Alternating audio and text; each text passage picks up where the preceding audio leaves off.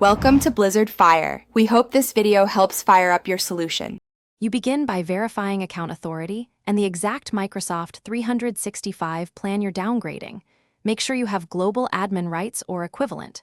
Once done, export mailboxes to PSD, copy OneDrive and SharePoint files, and record any app licenses tied to users. Next, check billing dates and cancellation windows so you don't lose paid time. This avoids surprise prorations. Finally, list service limits and integrations to plan migration steps, and preserve access for critical services before changing the plan. Now proceed with the actual downgrade. Start in the Microsoft 365 Admin Center and change user assignments to the target SKU, or use PowerShell for bulk operations. This is faster and auditable. As you reassign, reduce mailbox sizes, disable non-included services, and revoke premium features that will be lost.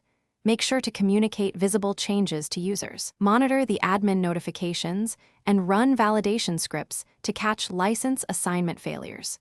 If quotas are exceeded, finish by verifying billing adjustments and that the new plan is active for all users. Check invoices for proration and service end dates.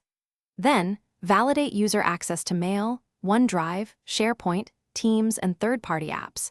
Run sample restores to confirm data integrity.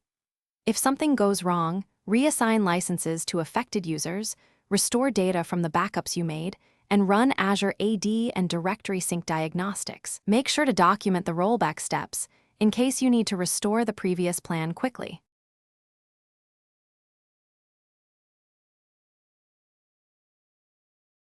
Thanks for watching. If you found this helpful, don't forget to like and subscribe.